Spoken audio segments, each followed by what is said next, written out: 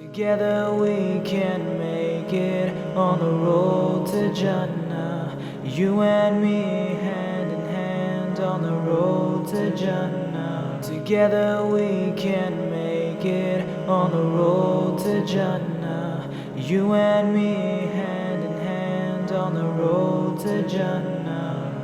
All my life I've had this dream where I can live in peace, knowing you and me are on the road. Assalamu alaikum wa rahmatullahi wa barakatuh. My dear brothers and sisters in Islam, welcome to a new episode of our program, Ila al-Jannati Zumara, Together to Paradise. Today's episode is called Leave It for Allah. Leave it for Allah. Leave what? Leave whatever bad deed, whatever sin that you're doing. Leave it for Allah subhanahu wa ta'ala. See, we have this concept in Islam that is absolutely amazing. Some people say it's a hadith of the Prophet ﷺ, but it's not a hadith of the Prophet ﷺ. But the meaning of it is absolutely true. The concept says this. It says, مَنْ تَرَكَ شَيْئًا لِلَّهِ عَوَّضَهُ اللَّهُ خَيْرًا مِنْهُ.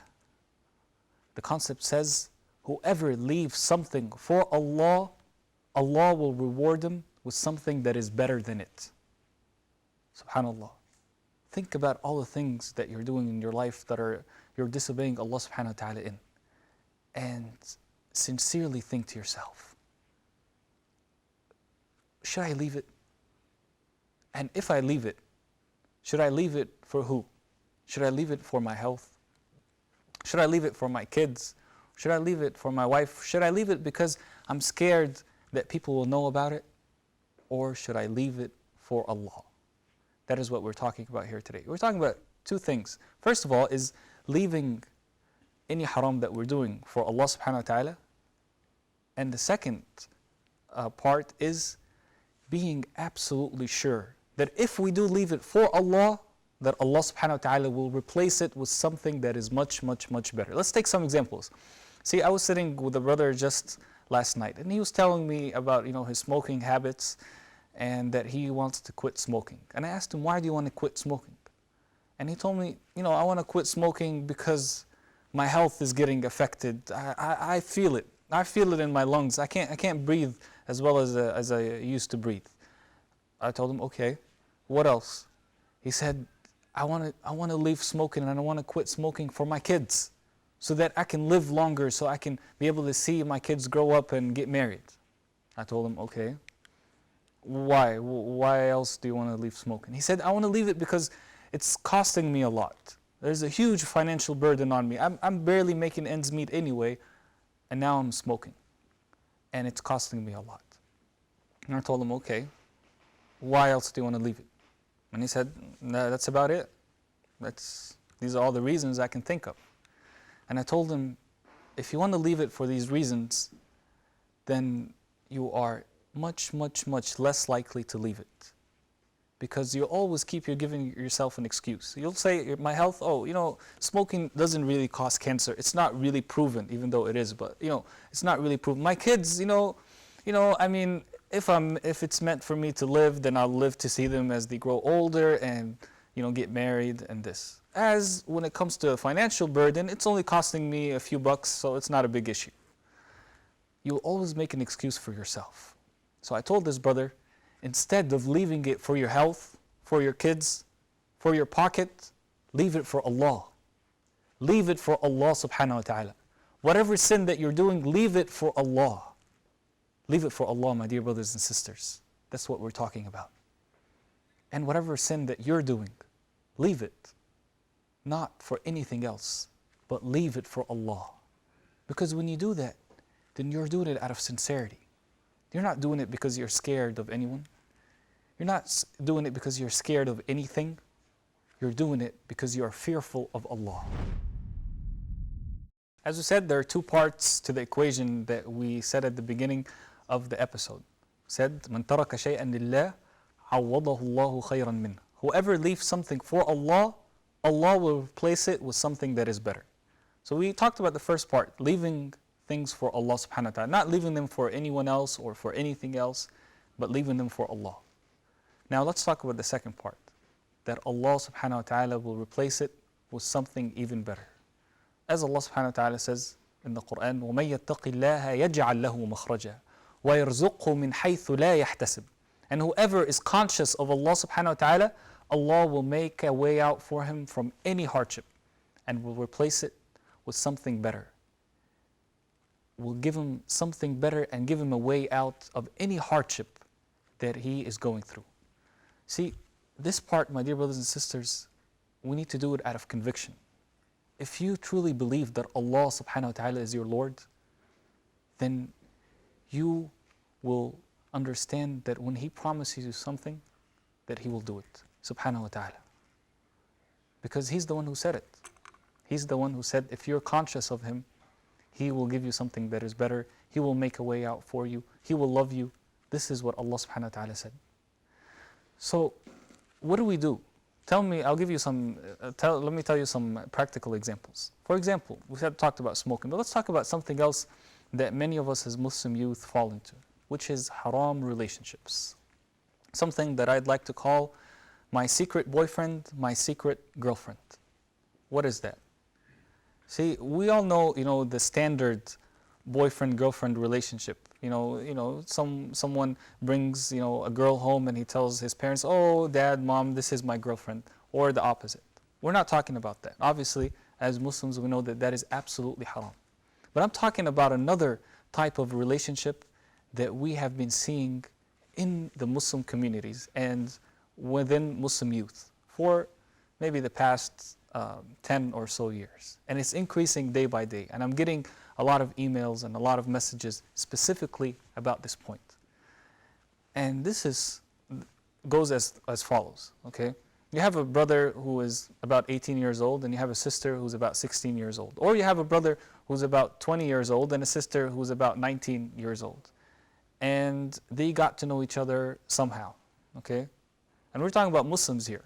I'm not talking about, the brother is a Muslim and he has a non-Muslim girlfriend. I'm talking about two Muslim brothers, two Muslims, a brother and a sister. And what they're doing is that they are having this secret relationship. They don't want to admit to themselves that they are doing something haram. Why? Because they supposedly have good intentions. They have an intention that maybe in 4 or 5 years they're going to get married. They're not doing this so that they can just become your typical boyfriend or girlfriend. They don't even have the idea of being a boyfriend or girlfriend in their minds. What they really want to do is that they want to get married. But as we know, this is absolutely haram.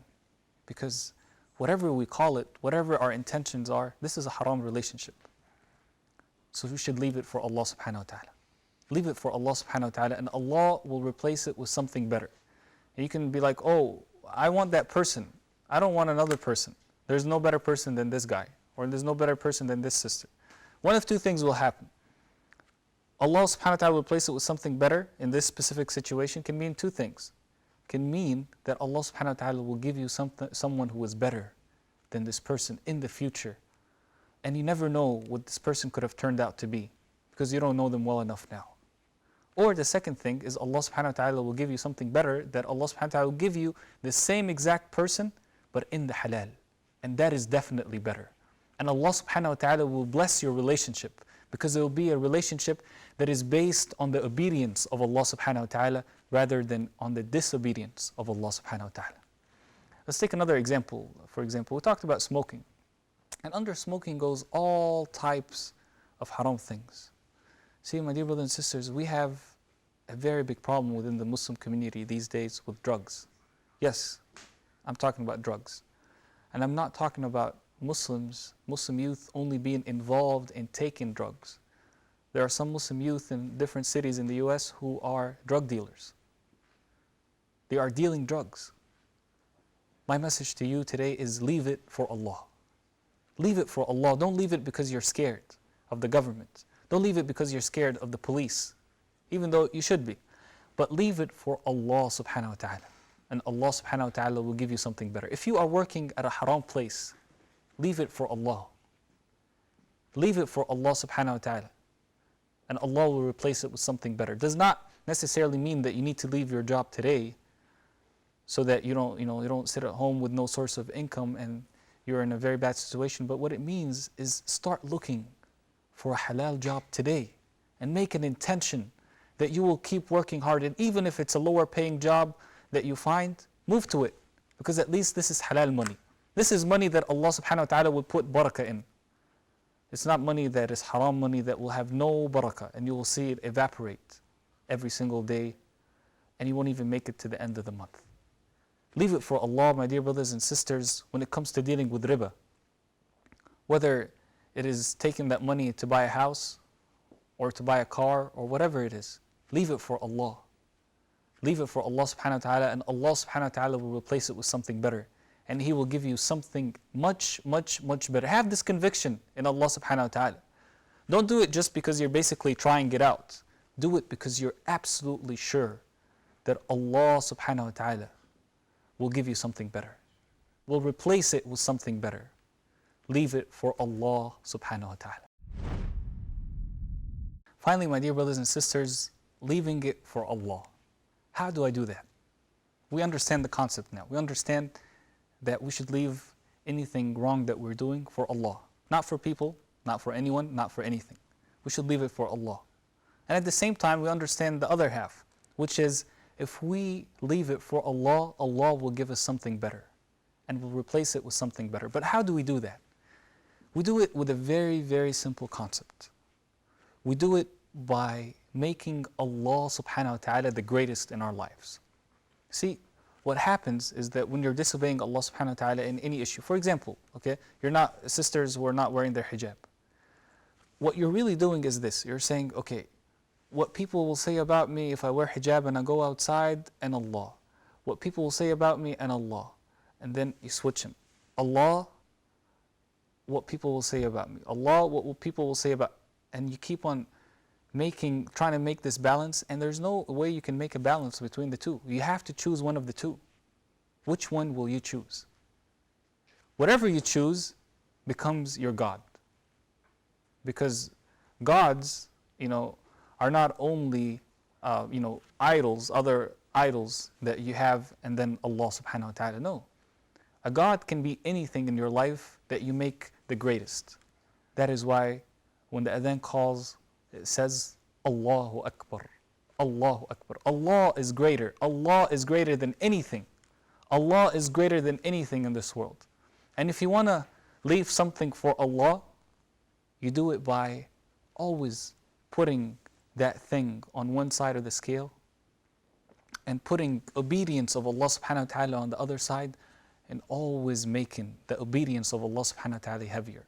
Always making Allah subhanahu wa ta'ala your Lord, Allah subhanahu wa ta'ala your God, and not anyone else, not anything else. When you do that, then you'll simply be able to leave it for Allah. Not for anyone, not for anything, but for Allah. Leave it for Allah, my dear brothers and sisters, and Allah subhanahu wa ta'ala will replace it with something better. من ترك شيئا لله عوضه الله خيرا منه. Whoever leaves something for Allah, Allah will replace it and will give him something even better. Jazakum Allah khairan. Thank you for allowing me in your homes. I'll see you next time, inshallah. Wassalamu alaikum wa rahmatullahi wa barakatuh. Together we can make it on the road to Jannah. You and me, hand in hand on the road to Jannah. Together we can make it on the road to Jannah. You and me, hand in hand on the road to Jannah. All my life I've had this dream where I can live in peace, knowing you and me are on the road, on the road, on the road, on the road, on the road, on the road.